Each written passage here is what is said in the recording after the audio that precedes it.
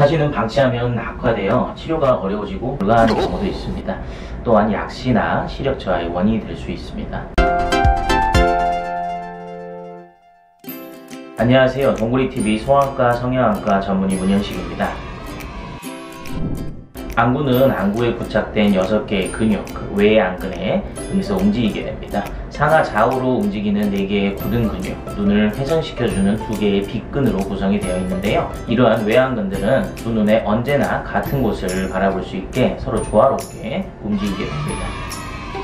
그런데 이러한 두 눈이 각자 서로 다르게 움직인다면 어떻게 될까요? 두 눈이 각각 다른 곳을 응시하고 다른 방향으로 움직여버리게 되는 그런 두 눈의 정렬이 불균형을 일으키는 그런 질환이 바로 사시입니다. 사시는 발생하는 원인, 나타나는 양상과 그런 특징에 의해서 여러가지 종류로 구분을 할 수가 있습니다. 양눈이 바라보는 방향에 따라서 외사시, 내사시, 상사시, 하사시 등으로 나누고, 또 사시가 나타나는 빈도나 그런 조건에 따라서 잠복사시, 간월사시, 항상사시 또는 주기성 사시나 해리성, 편의 등으로 나누게 됩니다.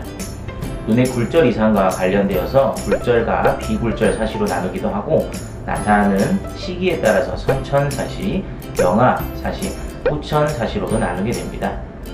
근육의 상태, 그 원인에 따라서도 제한사시나 마비사시 등으로도 달라집니다. 이러한 사시는 앞에 말씀드린 부분들이 조합되어 나타나기도 하고, 시간이 지나면서 그 양상이 변하기도 합니다. 사시마다 치료의 방침이나 그런 경과가 매우 다른 것이 또 바로 그 이유입니다. 내사시는 양눈이 안으로 몰리는 경우, 그리고 외사시는 양눈이 서로 멀어져서 밖으로 나가는 경우, 상사시나 하사시는 눈이 다른 눈에 비해서 위나 아래로 올라가거나 내려가는 경우입니다.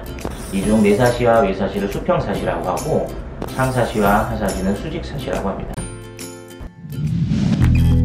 눈의 정렬을 설명할 때 사용하는 용어 중에는 융합이라는 말이 있습니다. 융합은 양눈이 제대로 정렬이 되어서 같은 방향을 보면서 함께 움직이고 그것이 유지되는 것을 말합니다. 정상적으로 의식이 있는 상태에서는 이러한 양눈의 융합이 언제나 유지되게 됩니다. 이러한 융합이 깨져서 양눈이 서로 따로 움직이게 되는 것을 사시라고 하죠. 융합이 항상 되기도 하고 전혀 안 되기도 하고 가끔 깨지는 경우도 있습니다. 간월사시는 바로 이렇게 가끔 깨지는 이런 경우를 설명하는 용어가 되겠습니다. 피곤하거나 집중을 못하게 된다거나 의식이 흐려지는 경우에 사시가 더 나타날 수가 있습니다. 간월사시 중에서도 대표적인 것을 간월외사시입니다. 그 이유는 누구나 눈을 모으는 것은 쉽죠. 하지만 벌리는 건 어렵습니다. 그렇기 때문에 외사시가 있더라도 눈을 모아서 융합을 할 수 있기 때문에 융합이 되었다가 안 되었다가 하는 경우가 생겨서 간월외사시가 발생할 수 있는 겁니다. 간월외사시 치료에서 가장 중요한 포인트는 융합의 정도를 파악하고 이를 최대한 유지하도록 치료 방향을 잡는 것입니다. 즉 사시가 얼마나 자주 나타나는지를 잘 파악을 하고 이를 최대한 덜 보이게 조절하는 것이 중요하게 되겠습니다. 치료 시기를 결정할 때 중요한 부분은 간월외사시가 시작된 나이, 즉 진단된 나이입니다.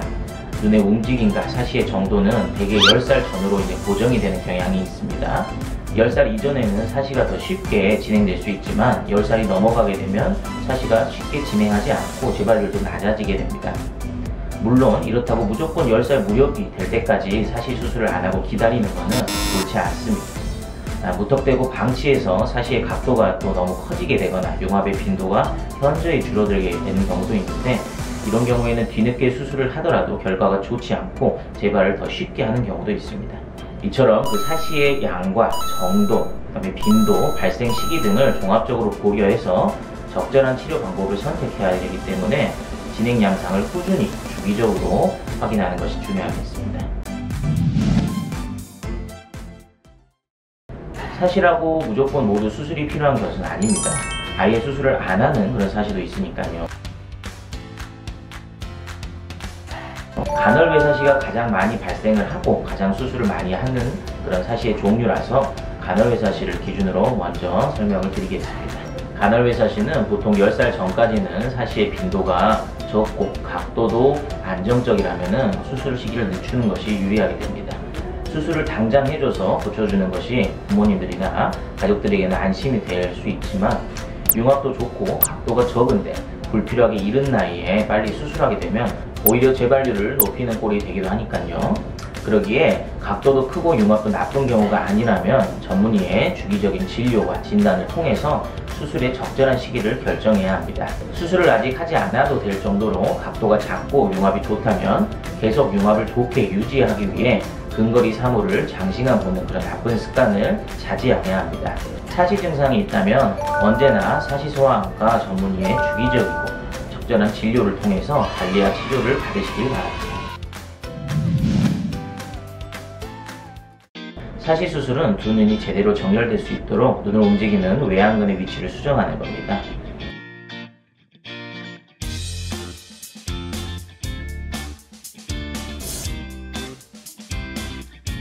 수술에 앞서 아이들은 아무래도 전신 마취를, 그리고 성인은 도움 마취뿐만 아니라 필요시에는 수면 마취나 전신 마취를 시행받게 됩니다. 마취가 끝나게 되면 이제 눈이 계속 떠져 있도록 기구로 고정을 하고 결막을 절개해서 그 밑에 위치한 외양근에 접근하게 됩니다.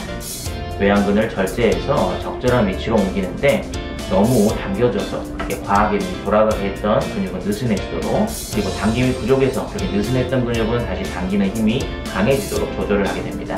이러한 과정을 통해서 두 눈이 같은 방향을 잘 볼 수 있도록 수술을 하게 됩니다. 수술 과정은 크게 복잡하거나 어렵지 않으며 소요 시간도 마취 시간을 포함해서 보통 1시간 내외로 끝나게 됩니다.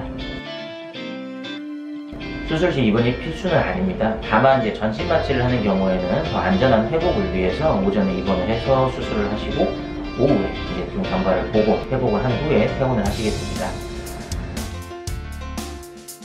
수술 후에는 이제 결막의 충혈, 출혈, 그리고 봉합한 실로 인해서 눈을 뜨고 감을 때 꺼끌거림이나 가벼운 통증이 있을 수 있습니다. 적절한 진통소염제와 안약들을 사용해야 되며 1, 2주가 또 지나게 되면 증상이 점차 나아지면서 회복이 되게 됩니다. 수술 후에 2에서 8주까지는 수술 절개 부위 결막의 충혈이 좀 보이게 됩니다.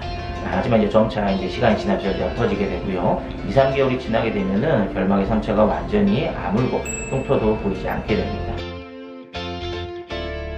과한 신체 활동을 제외하면 일상생활은 2, 3일만 지나도 충분히 가능합니다.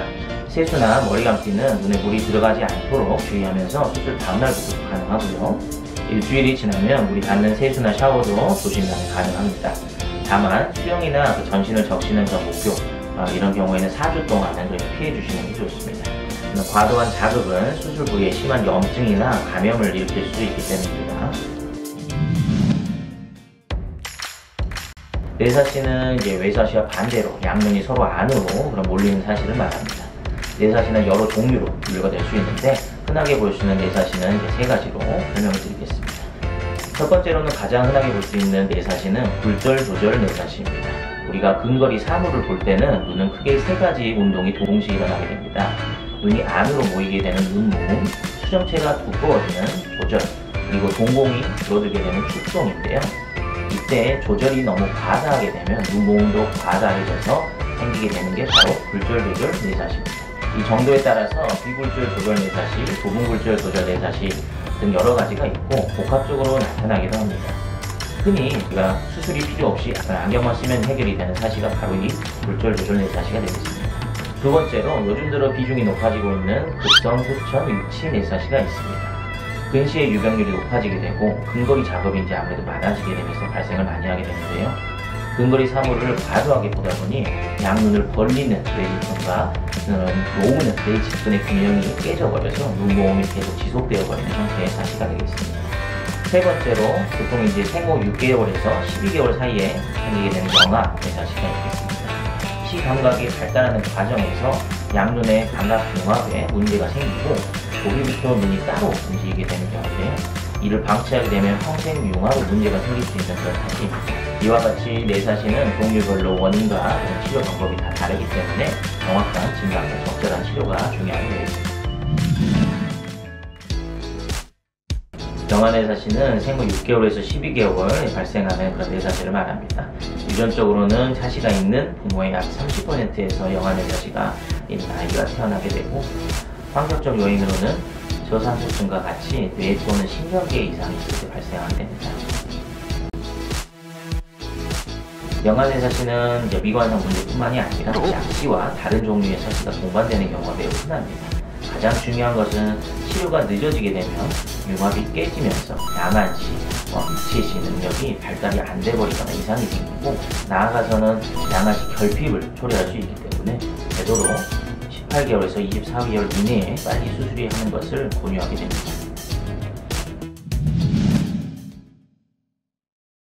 굴절조절 뇌사시는 과도한 원시가 전제가 됩니다. 원시를 극복하기 위해서 과도한 조절을 하고 그러한 눈 모음이 조절과 같이 나타나게 되면서 눈이 안으로 몰리게 되는 사실을 말합니다. 대개 2, 3세 경에 시작되게 되는데요. 치료는 원시에 대한 안경 교정입니다. 안경으로 원시를 잘 교정해주면 뇌사시가 없어지게 되는 거죠. 원시를 교정을 해서 조절할 필요가 없어지게 되니까 그에 따라서 눈모음도 사라져 버리니까요. 흔히 말하는 우리가 이제 안경만으로 치료가 되는 사시가 바로 이 굴절조절 뇌사시입니다. 물론 진단이나 치료가 너무 늦어지게 되면 약시가 유발이 되거나 안경을 통한 사시 교정 효과가 떨어지게 되고, 당연하지만은 양안식 기능이 떨어질 수 있습니다. 그렇기 때문에 의심이 된다면 바로 안과에 내원하셔서 검사 받으시는 걸 추천드립니다. 원시가 심하지 않으면 원거리보다 근거리 사물을 볼 때 조절과 그에 따른 눈모음이 훨씬 심해서 원시를 적절하게 교정을 해도 근거리 사물을 볼 때는 뇌사시가 남는 경우가 있습니다. 때로는 안경을 쓰지 않아도 먼 곳을 볼 때는 사시가 없는데 근거리 사물을 볼 때는 뇌사시가 생기는 경우가 또 있을 수도 있습니다. 치료는 먼 곳을 볼 때 그리고 가까운 곳을 볼 때의 안경 도수를 다르게 해서 안경을 착용하는 겁니다. 이중 초점 렌즈라는 특수한 형태의 안경 렌즈를 사용해서 안경의 윗부분으로는 원거리를, 그리고 아랫부분으로는 근거리를 교정하게 됩니다. 근거리형 도수는 원거리형 도수보다 대개 한 3교 정도가 더 추가가 됩니다.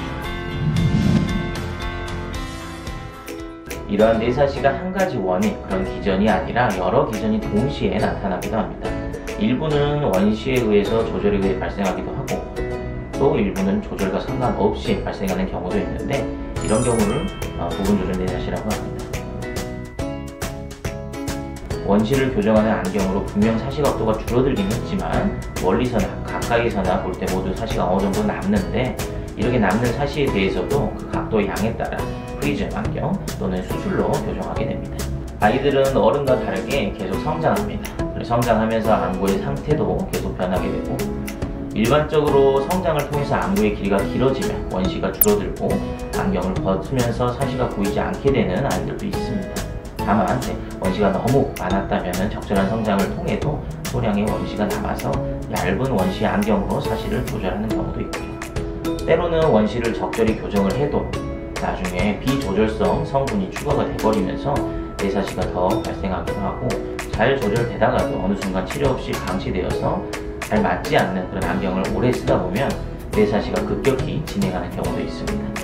이에 따라 수술 등 추가적인 치료가 더 필요하기도 하고요. 다시 강조드리자면 성장이 마무리되고 사시와 굴절 이상이 안정될 때까지 지속적으로 사시소아과 전문의의 적절한 진료가 필요하겠습니다.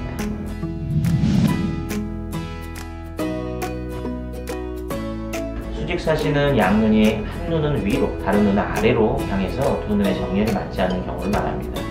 수직사시는 한 눈이 상사시라면 반대 눈은 하사시가 되므로 어느 눈이 상사시고 어느 눈이 하사시인지 파악하는 것이 중요합니다. 대개는 뇌사시나 뇌사시 등의 수평사시와 동반되는 경우가 꽤 많습니다. 아이들에서 가장 흔하게 볼 수 있는 수직사시는 하사근 기능항진이라는 건데요. 독특하게도 정면을 주시할 때는 사시가 보이지 않다가 눈이 안쪽으로 이렇게 내전을 할 때 급격하게 상사시가 보이는 경우입니다. 하사근 기능항진은 한눈 또는 두 눈 모두에 나타날 수도 있고, 양눈에 나타나더라도 그 차이가 또 나서 다르게 나타나는 경우도 있습니다. 주로 외사시와 이제 같이 동반이 돼서 수술적 치료를 하는 경우가 상당히 흔하게 됩니다. 간헐외사시와 마찬가지로 수술 후 경과가 상당히 좋은 사시에 속하지만 2살, 3살 이렇게 너무 이른 나이에 발생하게 되면 아무래도 재발을 한다거나 다른 양상의 사시로 변하기도 합니다. 성장하는 아이들에게 나타나는 사시는 한두 번의 진료로 진단이 쉽게 되지 않을 수도 있고, 수술 수술 등의 치료를 받은 시점이 절대 치료의 끝이 아닙니다. 지속적이고 주기적인 관찰이 필요합니다. 아이들에게는 불편하고 어려운 과정일 수 있지만은 부모님들의 꾸준한 관심 그리고 이렇게 기운을 북돋아주는 게 필요하고요. 소아사시 전문의의 주기적인 진료를 통해서 사시 관리를 잘 해보시기 바랍니다.